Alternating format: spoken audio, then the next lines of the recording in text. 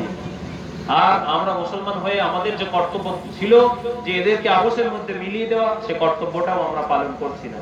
তাহলে কি হবে? আল্লাহর কাছে আমাদেরকে পাকড়াও হয়ে যেতে হবে। এগুলো সমাজতন্ত্র, সমাজ কেমন ভাবে পরিচালনা হবে আল্লাহ তাআলা শিখিয়ে দিয়েছেন।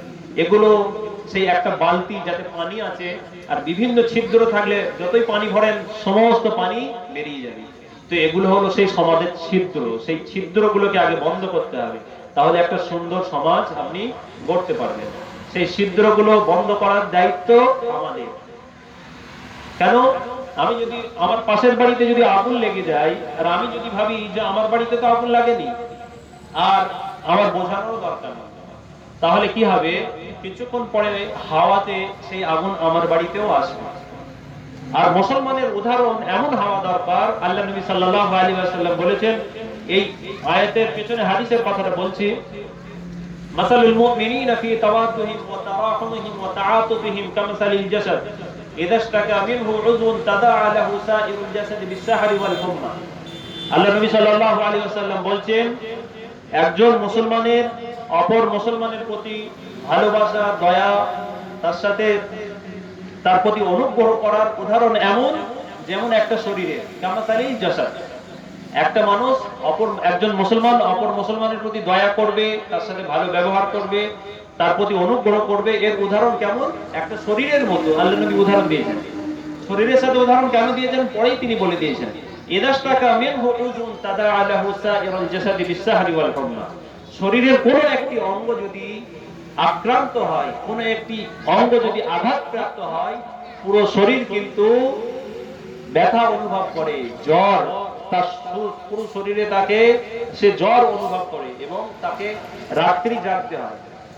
আমার পা কেটে গেছে, আমার পা কেটে গেছে, সেখানে পা একা যন্ত্রণা অনুভব করছে আর হাত আনন্দে আছে তা কিন্তু না, পুরো শরীরে ব্যথা হচ্ছে। অ্যাক্সিডেন্ট হয়ে গেছে, একদিকে লেগেছে, অন্য এক পায়ে লেগেছে, অন্য পায়ে ব্যথা অনুভব করছে।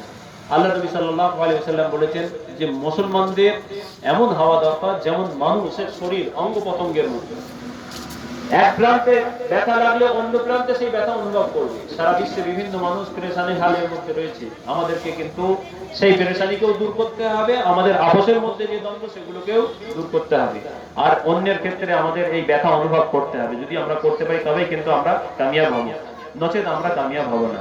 মুসলমানদের এমন হওয়া দরকার দেশের দশের সকলের উপকারে আসতে হবে। মুসলমানরা নিজেদেরকে এমন ভাবে তৈরি করুক, সেই নবীর আদর্শে তৈরি করুক, যেই আদর্শে তৈরি হওয়ার পর মুসলমানরা যদি কোনো এলাকায় না থাকে, অন্য মানুষরা বলবে যে এই এলাকায় মুসলমান থাকলে ভালো হতো, কারণ তাদের গুণ এত সুন্দর। আপনি এমন ভাবে নিজেকে তৈরি করুন, আপনি অনুপস্থিত থাকলে যেন মানুষ আপনার চাহিদা অনুভব করে, যে সেই মানুষটা আজকে নেই, তিনি থাকলে এই জিনিসটা হতো না। তো মুসলমানদেরকে এরকম ভাবে নিজেকে গড়ে তুলতে হবে। সেটা গড়ে তুলতে গেলে এই কোরআনের আদেশ, কোরআনের নির্দেশ, পথ নির্দেশ আমাদেরকে মানতে হবে। যদি আমরা এটা করতে পারি তাহলেই কিন্তু আমরা কামিয়াব হব। আমার সময় শেষ হয়ে আসছে, আরো এক দুটো কথা বলে কোরআনের আয়াতের মূল যে কথাগুলো বলা সেগুলো বলে আমি শেষ করছি। শেষে আরো এক দুটি আয়াত আল্লাহ নবী সাল্লাল্লাহু আলাইহি ওয়াসাল্লামের উপরে আয়াত নাযিল হয়েছে, ইয়া আইয়ুহাল্লাযীনা আমানু ইসতানিবু কাসীরাম মিনায-যন্ন ইন্না বা'দা-যন্নি ইসমুন ওয়া লা তাজাসসাসু ওয়া লা ইয়াগতাব বা'দুকুম বা'দা আইয়ুহিব্বু আহাদুকুম আন ইয়াকুলা লাহমা আখিহি মাইতান ফাকারিহতুমু। আল্লাহ বলছেন, হে মুমিন, হে মুসলমানরা, তোমরা অতিরিক্ত কারো সম্বন্ধে ধারণা করা বন্ধ করো, দূরে থাকো। কোন জিনিস কল্পনার ভিত্তিতে করো না, এটা হয়েছে ওটা হয়েছে কল্পনা করো না। অতিরিক্ত কল্পনা করলে কি হবে? মানুষ ভুলের মধ্যে চলে যাবে। কেন? আল্লাহ তাআলা বলেছেন, ইন্না বা'দা যান্নি ইসমুন, এমন অনেক ধারণা সেগুলো গুনার কারণ হয়ে যায়। আমি এমন ধারণা করলাম সেটা ঘটেইনি, সেটা কিন্তু আমাকে গুনার দিকে নিয়ে চলে যাবে। ওয়ালা তাজাসসাসু ওয়ালা ইয়াগতাব বা'দুকুম বা'দা, আর কারো পেছনে ওই গোয়েন্দাগিরি করো না। আমাদের অনেকজনের মানে প্রকৃতি, আমরা অনেকজন এরকম করে থাকি যে কোনো বিষয়ে আমার সাথে সেই বিষয়টা দরকারও নেই, আর সেই বিষয়ে আমি তার পেছনে গোয়েন্দাগিরি করছি। সে কোথায় যাচ্ছে না যাচ্ছে, চায়ের দোকানে বসে আড্ডা হচ্ছে আর ওই কাজ হচ্ছে। তো এগুলো কি হবে? আমাদেরকে সেই পাপের দিকে নিয়ে যাবে। আপনি বসে বসে এমন পাপ করছেন, আপনি ভাবছেন যে অনেক কিছু আমি জানছি, গোপন কথা আমি জেনে গেছি। আমার গোপন কথা জানাতে আমার কোনো বাহাদুরি নেই। লোকের পেছনে পড়লে আমি নিজের পাপ করে ফেলছি অজান্তেই, সেটা আমাদেরকে দূর করতে হবে। ওয়ালা ইয়াগতাব বা'দুকুম বা'দা, আল্লাহর নবী সাল্লাল্লাহু আলাইহি ওয়াসাল্লাম বলছেন যে পরনিন্দা পরচর্চা করা বন্ধ করো, পরনিন্দা পরচর্চা করা, গীবত করা বন্ধ করো। আইয়ুহিব্বু আহাদুকুম আন ইয়াকুলা লাহমা আখিহি মাইতান, গীবত করা, পরচর্চা করা, তার উদাহরণ কি, কেমন? আল্লাহ সাল্লাল্লাহু আলাইহি ওয়াসাল্লামের উপরে আল্লাহ কোরআনের আয়াত নাযিল করে জানিয়ে দিয়েছেন পরনিন্দা পরচর্চা করলে কি হবে, তার উদাহরণ দিয়েছে আইয়াকুলা লাহমা আখিহি মাইতান, পরনিন্দা করা মৃত ভাইয়ের গোশত খাওয়ার সমতুল্য। কোরআনে আল্লাহ তাআলা এই জায়গায় বলেছেন যে তোমরা কি পছন্দ করবে তোমার মৃত ভাইয়ের গোশত খাওয়া? এখানে চিন্তা করুন, এক হলো ভাই, কোরআনে আগে এই সূরার আগের দিকে বলেছে মুসলমানের ভাই, এক ভাই যে হচ্ছে সে আবার মানুষের গোশত মানুষে খায় না, আবার অপর দিকে সে মৃত, তাহলে মানুষ আবার ভাই আবার মৃত। তো এই রকম মানুষের গোশত খাওয়া কেউ পছন্দ করবে? এমনি মানুষেরই কেউ গোশত খায় না আমরা, আবার তার সাথে সাথে ভাইয়ের গোশত হলে আরো খাবে না, আবার সেটা মৃত হলে আরো খাবে না। তো গীবত করা তার এই রকম আল্লাহ তাআলা তার উদাহরণ দিয়েছে যে কারণ বসে বসে পরনিন্দা পরচর্চা করা হলো এই রকম পাপ। ওই গোশত খাওয়া যেমন, মৃত ভাইয়ের গোশত খাওয়া যেমন পাপ, পরনিন্দা পরচর্চা করা সেরকম পাপ। আমরা জেনেছি যে হাদিসের মধ্যে আছে যে এক সময় এক মহিলা রমজান মাসে রোজা রাখা অবস্থায় সে খুব কষ্টে ভুগছে, পেটে ব্যথা করছে। আল্লাহ নবী সাল্লাল্লাহু আলাইহি ওয়াসাল্লাম বললেন যে একে বাটি দাও, বাটি, ওকে বমি করতে বলে। ওকে বমি করতে বলা হয়, যে বমি করছে, করার পরে দেখছে যে গোশত বেরিয়েছে। কি বেরিয়েছে? গোশত বেরিয়েছে। তো আল্লাহ নবী সাল্লাল্লাহু আলাইহি ওয়াসাল্লামকে সেই মহিলা বললেন যে হুজুর আমি তো আজকে রোজা রেখেছি, আমি তো গোশত খাইনি, আর সেহরিতেও আমি গোশত খাইনি। তো আল্লাহ নবী সাল্লাল্লাহু আলাইহি ওয়াসাল্লাম বললেন তুমি কারো গীবত করেছিলে? বলল হ্যাঁ। তো দেখুন, গীবত করেছিল, সেই গীবতের পরে যখন সে বমি করছে তার ভেতর থেকে গোশত বেরিয়ে আসছে। এই কোরআনের সেই আয়াত, যে আয়াত থেকে আমরা আল্লাহ তাআলা যে উদাহরণ দিয়েছে সেখান থেকে এটা, ওই হাদিসটা মানুষকে শিক্ষা দেওয়ার জন্য ছিল। আমরা সেখান থেকে শিক্ষা নেব। আমরা বসে বসে এমন ভাবে বসে বসে গীবত করতে থাকি, সেই গীবতের কারণে অনেক জনের অনেক রকম সমস্যায় পড়তে হয়। আল গীবাতু আশাদ্দু মিনাজ জিনা, আল গীবাতু আশাদ্দু মিনাজ জিনা, হাদিসে এসেছে যে গীবত করা ব্যভিচার করার থেকেও মহাপাপ। গীবত করা, আপনি দোকানে বসে আছেন, চায়ের দোকানে চা খাচ্ছেন, আরে অমুকে এই কাজ করেছে, অমুকে সেই কাজ করেছে, বসে বসে ওই হচ্ছে, আপনি জানতেই পাচ্ছেন না যে আপনি ব্যভিচার করার থেকে বেশি গুনাহ করে ফেলেছেন। তাহলে আজকে যেহেতু জেনেছেন, আগামী দিন থেকে গীবত করা আমাদেরকে বন্ধ করতে হবে।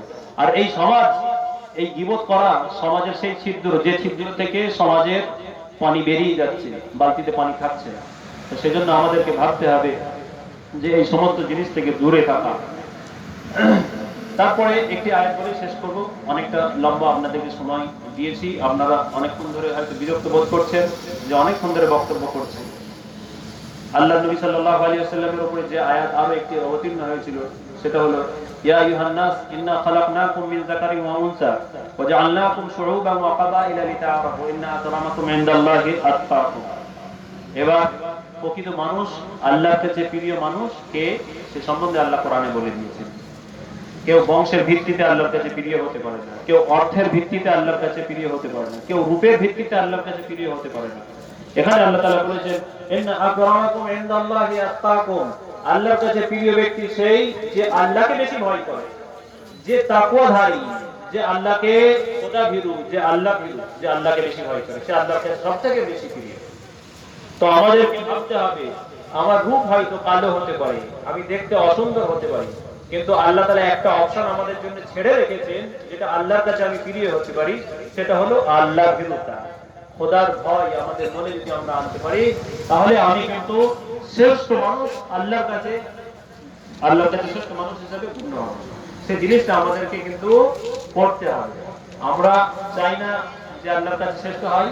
এরকম কজন আছেন যে আল্লাহর কাছে শ্রেষ্ঠ হতে চায় না? আল্লাহর কাছে শ্রেষ্ঠ হতে চান না? হ্যাঁ, আমরা সকলেই চাই যে আল্লাহর কাছে শ্রেষ্ঠ হয়।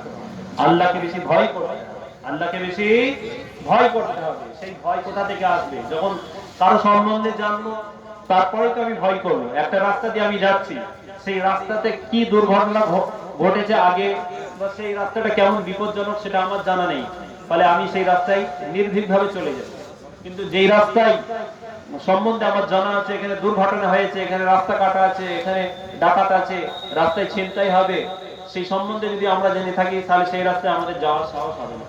তো বলার বক্তব্য হলো যে জিনিসটা আমরা জানবো সেই জিনিসটা আমরা সহজে করতে পারবো, সহজে সেইটাকে ভালোভাবে ইউটিলাইজ করতে পারবো। তো আল্লাহ সম্বন্ধে আমাদেরকে জানতে হবে, পড়তে হবে, আর আল্লাহ বিরুদ্ধে আমাদেরকে রাখতে হবে। যখন আমরা এই কাজটা করতে পারবো তখনই কিন্তু আমরা এগিয়ে যেতে পারবো, আল্লাহর কাছে ফিরিয়ে হতে পারবো। তাহলে আজকে আমরা এখানে প্রতিজ্ঞাবদ্ধ হই যে ইনশাআল্লাহ আমরা এই কয়েকটি সূত্রের কথা শুনলাম, সেই সূত্রগুলো সমাজ গঠনের ক্ষেত্রে মারাত্মকভাবে প্রয়োজন, সেগুলো আমাদেরকে পালন করতে হবে। ইনশাআল্লাহ আমরা পালন করবো কিনা? ইনশাআল্লাহ, জোরে বলুন ইনশাআল্লাহ। আল্লাহ তাআলা আপনাদের এই ইচ্ছা, এই প্রতিজ্ঞাকে আল্লাহ তাআলা কবুল করুন। আজকের এই নবী দিবসের এই অনুষ্ঠানে আল্লাহ নবী সাল্লাল্লাহু আলাইহি ওয়াসাল্লামের উপলক্ষে এই অনুষ্ঠান যে রাখা হয়েছে, এই অনুষ্ঠানে আল্লাহ সাক্ষী হয়ে গেছেন আপনারা ওয়াদা করেছেন। আর মুমিন কখনো ওয়াদা খেলাফি করে না, মুসলমান কখনো ওয়াদা খেলাফি করে না। আমাদেরকে ভাবতে হবে আজকে যদি যা কিছু প্রতিশ্রুতি দিলাম আর যদি ওয়াদা ভঙ্গ হয়ে যায় আল্লাহ আমাদেরকে জিজ্ঞাসা করবে। তো সেজন্য ইসলাম কোনো কঠিন জিনিস নয়, ইসলাম খুব সহজ জিনিস। কয়েকটি হাতে গোনা জিনিস আছে, সেগুলো আমাদেরকে মানতে হবে। 5 ওয়াক্ত নামাজ ভালো করে পড়তে হবে।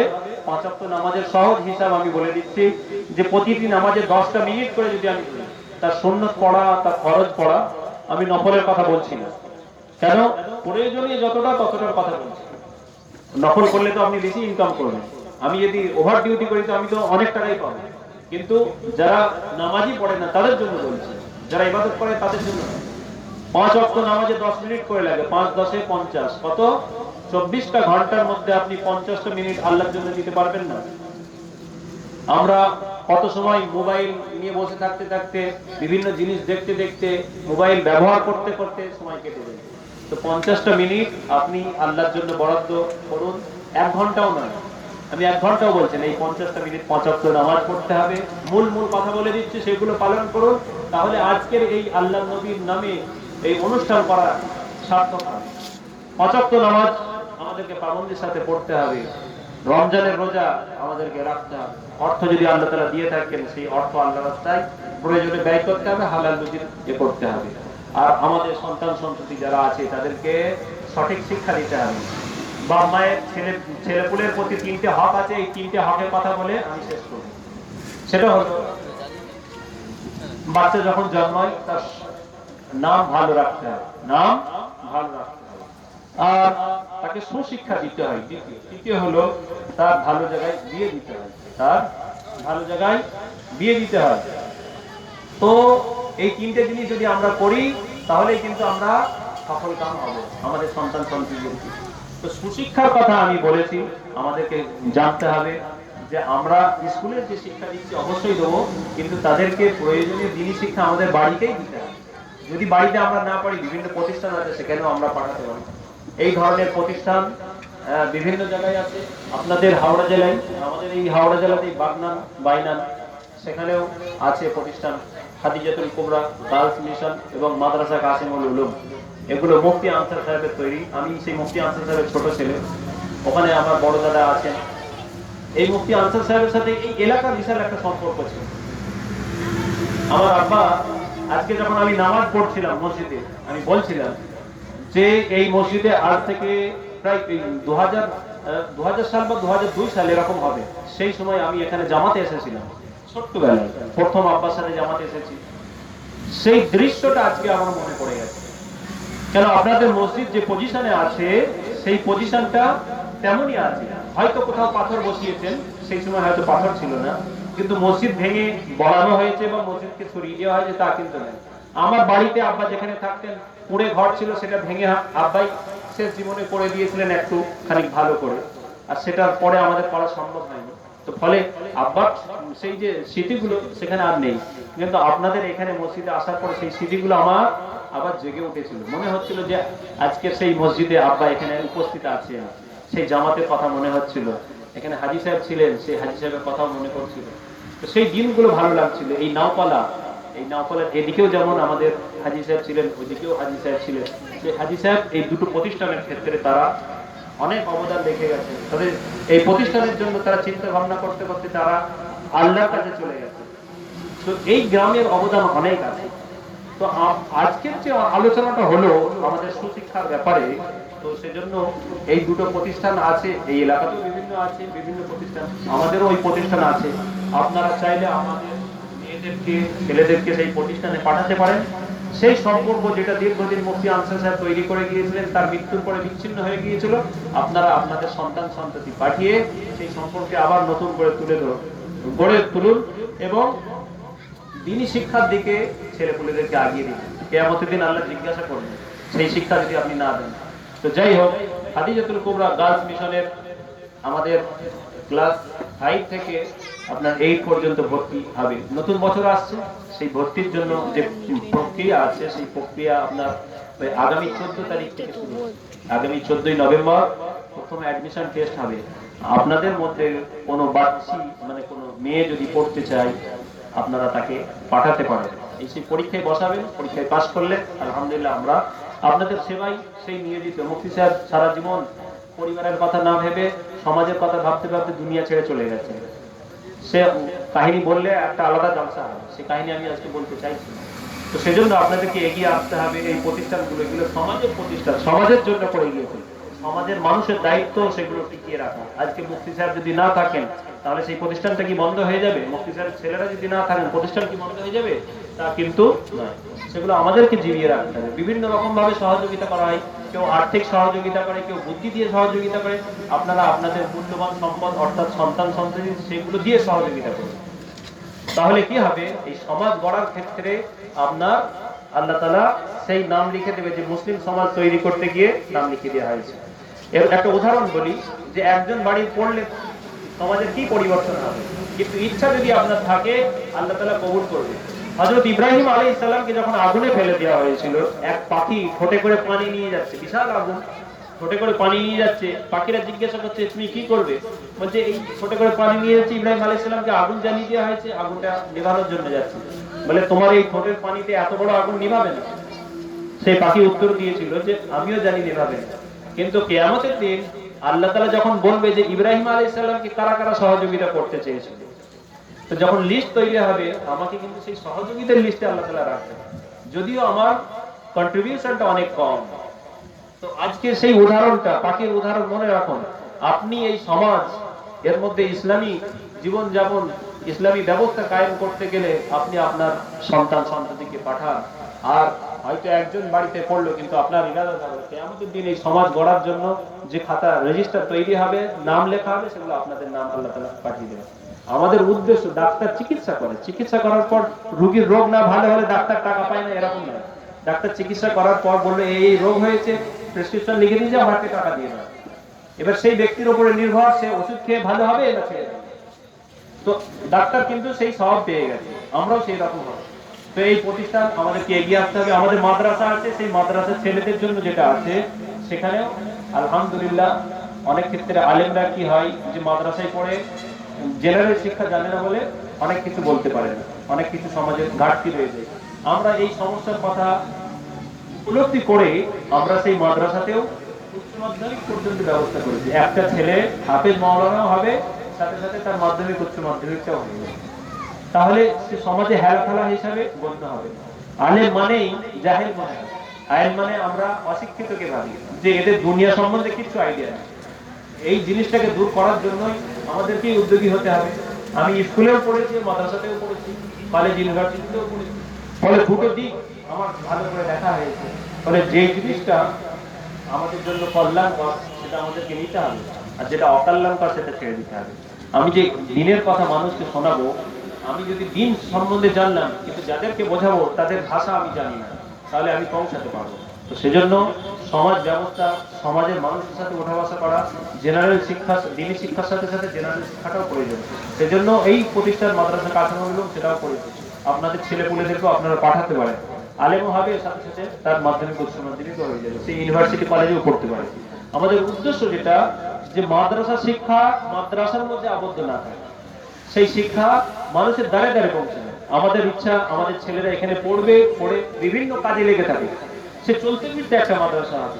একটা মাদ্রাসা পড়া ছাত্র সে যখন অফিসে চাকরি করবে, তার আশপাশে যারা থাকবে তারা কিন্তু দিন সম্বন্ধে জানতে পারবে। ওই সমস্ত মানুষের পক্ষে মাদ্রাসায় এসে পড়া সম্ভব নয়, তারা সেখানে এসে তার কাছে দিন শিখে নিল। তাহলে এ কিন্তু সেই চলতে ফিরতে মাদ্রাসা হলো, দিনের দাওয়াত পৌঁছাতে গেলে সহজে বেশি করে পৌঁছাতে গেলে সার্বিকভাবে দিনের মেহনত করতে হবে। কেউ যদি একটা দিককে দিনের সঠিক দিক এবং একটাই দিক সব থেকে কার্যকারী দিক ভাবে তাহলে ভুল হবে। যত রকম ভাবে সহযোগিতা করা সম্ভব তত রকম ভাবে আমাদেরকে সহযোগিতা করতে হবে। যাই হোক, খাদিজাতুল কুবরার ভর্তির তারিখ আপনাদেরকে জানিয়ে দেওয়া হবে, অ্যাডমিশনের তারিখ। সেই অ্যাডমিশন টেস্ট হবে, অ্যাডমিশন টেস্টে আপনারা থাকবেন। যারা আপনাদের এখান থেকে ছাত্রছাত্রী আছে, মানে আমাদের যেহেতু মহিলা প্রতিষ্ঠান, তাদের অ্যাডমিশন, ছেলেদের জন্য মাদ্রাসা আছে, তাদের ভর্তির পরীক্ষার দরকার নেই, এখন খোলা আছে, ভর্তি হতে হবে। কিন্তু মেয়েদের ক্ষেত্রে এখানে আমরা ওই বাছাইটা করছি। ছেলেদের ক্ষেত্রে কিছু রেস্ট্রিকশন আছে, সেগুলো ওখানে গেলে জানতে পারবেন। তো যারা ভর্তি হতে ইচ্ছুক 14ই নভেম্বর আপনারা চলে আসবেন, বেলা 9টার মধ্যে সেখানে চলে আসতে হবে, বা অনলাইনেও ফর্ম ফিল আপ করতে পারেন। আমাদের khadijatul-kubra.in ওয়েবসাইট থেকেও আপনি সেই ফর্ম ফিল আপ করতে পারেন এবং ওখানে গিয়ে সেই দিনে আপনার ছাত্রীকে ভর্তি করাতে পারেন। আজকে আমার প্রতিষ্ঠানের বিজ্ঞাপন দিতে আসিনি, আমার উদ্দেশ্য ছিল যে এই প্রতিষ্ঠান এখানে আছে, বিভিন্ন জায়গায় বিভিন্ন প্রতিষ্ঠান আছে, আপনি আসুন, সমাজকে তৈরি করার ক্ষেত্রে একটু কন্ট্রিবিউশন করুন, এটাই আমার উদ্দেশ্য ছিল। যাই হোক, আজকে যে মূল কথাগুলো বললাম সেই কথার উপরে আমল করার আল্লাহ তাআলা আমাদের সকলকে তৌফিক দান করুন। আমিন। ওয়া আখিরু দাওয়ানা আনিল হামদুলিল্লাহি রাব্বিল আলামিন। এরপর